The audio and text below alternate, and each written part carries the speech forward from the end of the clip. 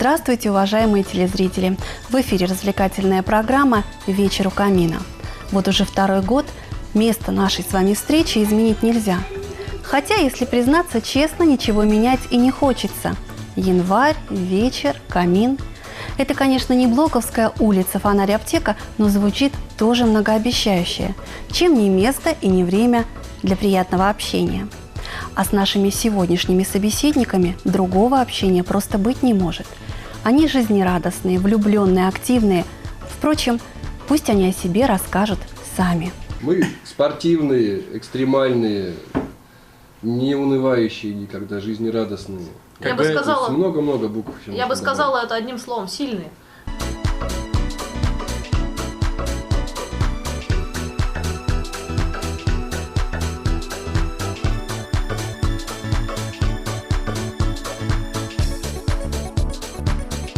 Сегодня у нас в гостях председатель Прокопьевской общественной организации «Рубикон» Николай Перехожев с супругой. Вот так вот вас, ребята, официально представила. Коля, Кать, здравствуйте. Очень приятно, что этот вечер у камина мы проведем с вами. И вдвойне приятно, что вы сегодня пришли вот всем составом, всем семейством. Скорее представляйте, пока ребятишки не разбежались. Наш старший Лев Николаевич Перехожев. А это вот наша младшенькая, 3 месяца недавно исполнилось, Вера Николаевна. Вот вы так случайно сели или нет? Или вот папин сын, мамина дочь, или как-то по-другому? Нет, ну у нас обычно, да, так вот уже подразделяется, потому что все-таки сын уже тяжелый, большой, а мама уже с Верочкой. Угу. Но у нас так получается дома, в одной комнате мы с Верой сидим, и в этом детской занимаемся, там, потому что все разложено, удобно, а они в зале там с игрушками, совсем там с телевизором, с компьютером. Вот. Ну, у нас даже Лев говорит, да, спальня для девочек, а зал для мальчиков. Лев, скажи, а ты рад, что сестренка появилась? Очень рад. Это будем считать что кивок головы. Кать, скажи, пожалуйста, как у тебя на все хватает времени? На самом деле, если грамотно его распределить, такого все время хватает. Потому что помощников много. Начнем с того, что помощник Лев. Это где-то там принеси, подай. Допустим, нужно что-нибудь Верочку отвлечь, пока я успеваю покушать, там, сама сесть хоть немножко, там, быстренько прибрать что-нибудь. Вот. Там Лёва помогает. Он там может погремушкой потрясти, поиграть с нами. Вот. А второй помощник — это, конечно, Коля. Ну, второй по списку, но первый по значимости. А я, да? Да, ой, Вера — это вообще помощник. Вера говорит, а я. Конечно, да, самый главный. Коля, это что-то вообще, не знаю, грандиозное. Вроде бы на коляске с девчонками, с кем не разговариваю. Вот, у тебя муж на коляске, там, наверное, устаешь, да ничего не устаешь.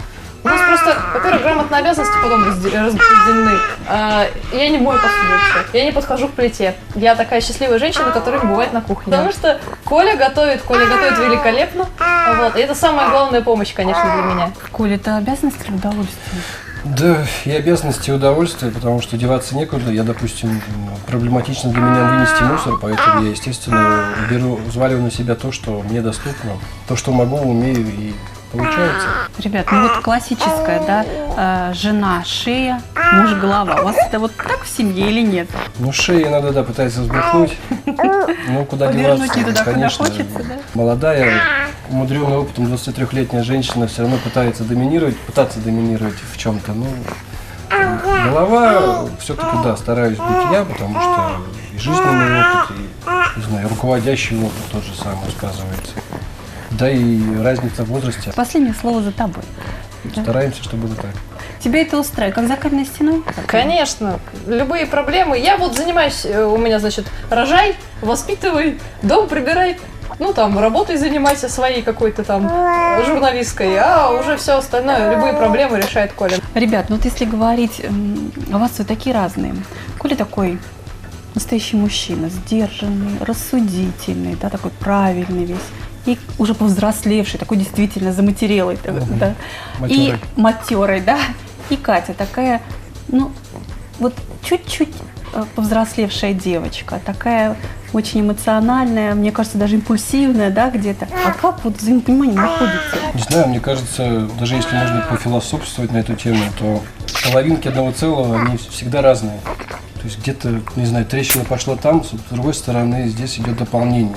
и тогда получается единое целое. Ну, наверное, так. Мне очень, например, интересно. Расскажите, как вообще все случилось, как познакомились? Я поехала на Сибирскую Робинзонаду на 10-ю. Это такая туристическая акция для инвалидов. Они живут там неделю, 10 дней на природе, вообще без волонтеров, без всего выживают. Такой аналог «Последнего героя». И я поехала снимать про них документальный фильм. Приезжаю, значит, села записывать стендап, сижу возле палатки. Я придумала такую классную идею, гениальную, очень оригинальную. Я открываю палатку, вылезаю из нее.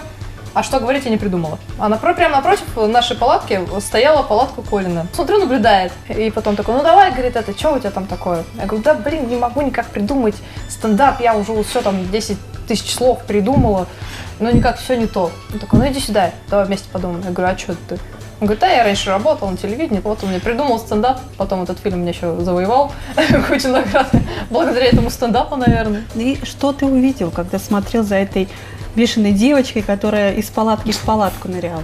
Не знаю, это фонтан, источник энергии, в первую очередь, который не может, чтобы не обратить на него внимания, естественно. Молодая, красивая. Ну, знаете, у меня дед говорил в свое время, что самое красивое в женщине – это молодость. И действительно, она вот этим в первую очередь, конечно, на себя обратила внимание, но в тот момент, конечно, я не придал такого значения этому, потому что все-таки разница в возрасте и прочие статусы. Я даже не думал, что что-то может произойти. Вот. Ну а как-то вот так вот получилось, что жизнь постепенно сводила нас вместе несколько раз, и в процессе вот общения дальнейшего получилось так, что самый главный момент — это мы готовились уже к первому КВНу нашей команды, ну и мы вместе писали сценарий. Я так плавненько переехала к нему. Да, и просто мы жили тогда на разных концах города, но чтобы время не тратить на логистику. Катя оставалась у меня, но вот доставалась. Кать, ну с Колей все понятно, чем ты его взяла. А Коля? Да, мне тоже хотелось. Когда я приехала с Робинзонада, мы там 3 дня были, вот, ну, общались, естественно, с прокопчанами, с нашими, ну, вот и с Колей в том числе, ну, так просто общались, там у костра сядем, разговариваем, там на гитаре играли, пели все вместе. Я приезжаю к своей подруге, к Лиде, и говорю, Лида, там такой мужчина, у него такие синие глаза. Потом, значит, влюбилась в голос. Спокойный такой, обволакивающий, умиротворяющий. Мы очень много разговаривали по телефону, очень много, вот, потому что, опять же, жили на разных концах, на Тыргане, я на Ясной Поляне. Ну, а потом он начал меня завоевывать. Так, об этом поподробнее, пожалуйста. Да, он приезжал ко мне на работу, привозил цветы. Тут я, значит, сидели в мейл-агенте, я ему там, ну, на работе сижу, пишу, параллельно, значит, с ним чатюсь. Ой, что-то кушать охота. Он такой, ну, а что ты хотела на обед? Я говорю, вот, мне бы сейчас ну, размечталась. Картошечки бы, толченочки, да яишенки бы такой с колбасочкой. Ой, да салатика бы еще бы неплохо было. Все, через полчаса, алло, Кать, ты это, выйди. Я выхожу, а он там тарелку с этой едой. И тогда я влюбилась в Колину стряпню. То есть то, что ты привез, Коля, это было собственное производство? Конечно. Да? Конечно, он вообще так готовит шикарно. Ой, вообще. Есть какое-то семейное блюдо? Чем балуешь, да? Мясо. Я вообще люблю разнообразие в кухне, поэтому они все блюда любимые одинаково. Не знаю, у меня нет никакого поварского образования, просто приготовление блюда какого-то для меня это такой же творческий процесс, как, я не знаю, написать сценку какую-то в КВН там, или песню какую-то написать. На Новый год кто тоже дежурный по тарелочкам, кто готовит, какие вот в этом году, может быть, какое-то новое блюдо, или традиционно у вас есть блюдо на Новый год? У нас традиционно заезд по родственникам, по друзьям на Новый год. Но в этом году, конечно, мы никуда не поехали, потому что Верочка маленькая совсем. Вот 1 января к родителям съездили в гости. У нас есть традиция определенная. 31 вечером мы едем к Колиным родителям, провожаем Старый год. А 1 января мы собираемся у моих родителей уже. Вот. А посередине это вот обычно был такой заезд с скачками к одним друзьям, к другим друзьям, к третьим друзьям, а сейчас такой тихий, уютный семейный Новый год. Кстати, о друзьях, вот Катя сейчас сказала, да, у вас, наверное, очень много друзей. Ну, к счастью, да. У меня есть друг, с которым мы дружим со 2 класса школы, то есть это уже более 30 лет дружим. И до сих пор, то есть вот он всегда рядом, как-то старается позвонить, приехать. Где-то что-то, может быть, помочь. Проверенный уже временем. Да. Есть, конечно, коллеги, ну, как их можно назвать, то есть, те, с кем мы объединены по духу. Рубиконовцы, вот Конечно. ребята, да, которые... С рубиконовцами, да, вообще очень тесные отношения. То есть вот какие-то праздники всегда мы собираемся в большой компании. И без них просто уже представить свою жизнь невозможно. Ребят, вот глядя на вас, просто поражаешься. Я не знаю, КВН перехоживы, соревнования перехоживы, какой-то конкурс, поход в театр, какая-то еще другая вылазка. И здесь перехоживы. Ну вот откуда такая жажда жизни-то? Да, конечно, хочется всего попробовать. И не знаю, мне кажется, вот как только появляется свободное место в жизни, в графике, пытаешься сам чем-то уже занять его. А потом начинаешь думать, а что еще такое можно сделать, на что еще сподобится организм, да, не знаю. Просто ставишь новую цель, достигаешь ее. От этого интереснее жить. Добрая привычка Ну, уже, да, получается? Мероприятие, как у нас в Рубиконе проводится? Мы сидим с Колей. Хотелось бы, не знаю, кататься на лошадях. А давайте соберем всю толпу и поедем кататься на лошадях. Собрались в толпу, поехали кататься на лошадях. Хотелось бы залезть на самую высокую гору. А давайте залезем на самую высокую гору. Собрались в толпу, залезли на самую высокую гору. Вот как-то так. Но вам верят ведь, за вами же идут, получается. Ну, всегда стараемся оправдывать надежды, конечно. Нам доверяют, и мы доверяем. Ну, все равно люди действительно, кому-то нужна помощь или поспособствовать чем-то, или просто своим примером. То есть как-то стараемся. Но вы всегда же вместе, большую часть времени вместе. Но есть какая-то такая у каждого отдушина, когда вы друг от друга отдыхаете? Есть. Расскажите. Я вот каждые выходные, тоже у меня такая традиция, каждые выходные я с детьми езжу к своим родителям. У меня большая семья. У меня 2 младшие сестры, вот мама, папа, вот куча двоюродных братьев и сестер. И я езжу к родителям своим. И там я могу делать все, что угодно. Я становлюсь там снова ребенком. Там есть мама и папа, которые вообще все решают. Там мне не надо беспокоиться о том, что покушать. Не надо беспокоиться, что дети накормлены, одеты. Я могу там читать книжку в своем любимом кресле. Коля, а ты как расслабляешься? Как отдыхаешь от Катиного темперамента? Да, точно так же с нетерпением жду выходные. Те, когда Катя увидит мамина ясная. С детьми. Правда, иногда, когда неделя была настолько сложной, что там и с детьми редко виделся, и что-то еще, то тут уже как-то пытаемся корректировать. Не 2 выходных давать, а 1. Вот. Ну, и такое бывает, конечно, бывает, что и слишком много этих выходных друг от друга.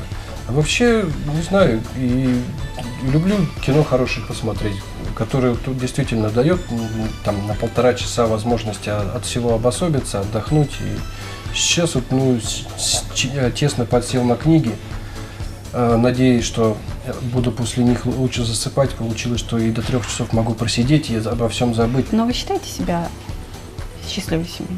Да я считаю, что, по крайней мере, с моей стороны можно так сказать. Че-то. С моей тоже, конечно. Конечно, сложно человеку в инвалидной коляске, чтобы так резко изменилась жизнь, и появлялись дети, и как-то семья прирастала, сплачивалась. Какое-то было развитие и в делах, и одновременно пытаться все это успеть. Все интересно и захватывает. И в будущее верится даже? Да, как-то веселее смотрится будущее. Да, не знаю, у меня все просто. Я просто вышла замуж, рожаю детей. Как-то, я не знаю. Но вышла замуж по любви, это главное. Да, ну да? А как по-другому, я не знаю вообще. Если говорить о прошедшем 2015, да, самое, наверное, значимое событие у вас было Верочки рождения как раз, да? Ну а еще вот чем такой был чудесный для вас 2015 год? Я участвовала в организации межрегионального фестиваля «Я автор». Это фестиваль творчества инвалидов. Я побывал в Крыму. Это тоже очень важно, потому что я с большинством жителей страны согласен, что это большой прорыв для нас, для всех. Я побывал на Парасибириаде впервые в своей жизни. Это что-то типа Олимпиады в масштабах Сибирского федерального округа, то есть различные дисциплины спортивные, где-то нужно и там пытаться успеть. То есть я, в принципе, 2 медали привез. Довольно-таки неплохой результат для себя, я считаю. Много чего интересного в этом году было. А о чем мечтает семья перехожих? Семья перехожих Да, мечтает вы знаете, о большом в какой-то доме. момент мы вдруг обнаружили, что все-таки хотим свой дом, потому что мои особенности, да, как их сейчас принято называть, глядя на них, понимая, что кроме как ты сам, себе лучше никто доступную среду не обеспечит.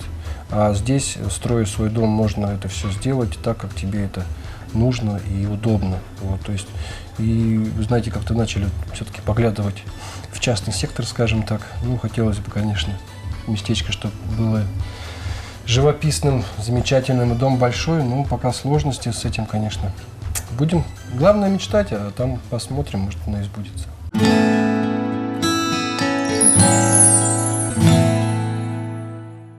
Новый год и Рождество – праздники, которые будут в нас самые добрые, светлые, искренние чувства. В эти дни хочется быть волшебниками и исполнить чье-то, пусть даже самое маленькое желание. Николай и Екатерина стали волшебниками для Кирилла, у которого пока нет своей семьи. Кирюш, здравствуй. Здравствуйте. Давай знакомиться, расскажи нам немного о себе. Меня зовут Кирилл, мне 10 лет. Я учусь в 4 классе. И я люблю рисовать, играть спортом и читать книжки. Кирюш, ты сам рисовал открытку Деда Мороза? Да. И что там было? Что ты к ней написал? С Новым годом Деду Морозу. Ну что ты попросил, наверное? Я попросил пожарную машину. Почему именно пожарная машина? Потому что я хочу работать пожарной машиной. Пожарной. Спасать людей. Так, Коль, как считаешь, выбор достойный? Да, конечно, и профессия достойная. Я считаю, что это вообще даже не профессия, а призвание каждого человека спасать людей. Я так понимаю, что судя по тому, что у тебя лежит на коленях, да, то твоя мечта сбылась. Но это не просто какая-то пожарная машина, а что это такое? Ну-ка расскажи. Бригада пожарная. Пожарная бригада, так. Ну, может быть, Кать, пояснишь? Кирилл, мы тебе решили подарить конструктор, потому что ты мужчина, и ты должен уметь работать руками, должен уметь собирать, конструировать. То есть не просто будешь, ты из этой машины сможешь всякие еще какие-нибудь другие машины строить, и не только пожарные даже. Ты же, как водитель пожарной машины, должен в ней разбираться, знать, из чего она состоит. То есть, если ты будешь работать на пожарной машине, ты будешь тоже там ее ремонтировать. А это также ты начнешь по винтику собирать ее, и в итоге у тебя получится целая пожарная машина. Ну, как думаешь, полезный подарок такой? Да. Ощущениями поделитесь. Вообще приятно быть волшебниками или нет? Да, мы, по-моему, каждый день себя ощущаем волшебниками по нашей жизни. А тут, конечно, когда такая возможность выпадает, это очень приятно и радостно становится на душе. Кирюш, ну ты хотел бы что-нибудь сказать Кате, Николаю? Спасибо вам за подарок. Пожалуйста, на подарок. Я желаю вам добра, счастья и любви. Спасибо. И здоровья. Ой, ну спасибо большое. Ну и теперь вот на такой торжественной ноте мы сделаем с вами общее фото на память, чтобы и у Кирилла, и у вас остались об этом дне только яркие впечатления и воспоминания.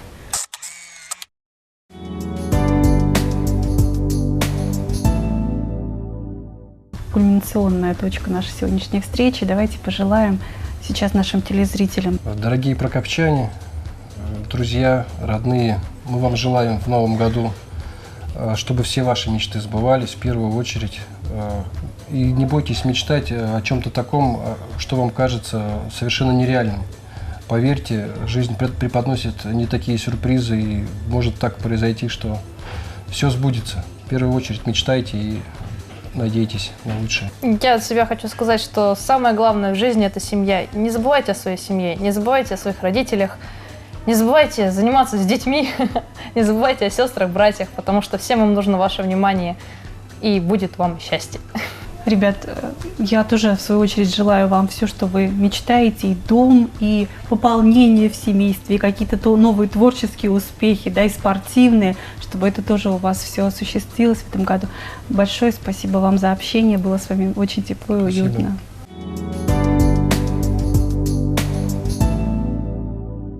Правда, вечер получился теплым.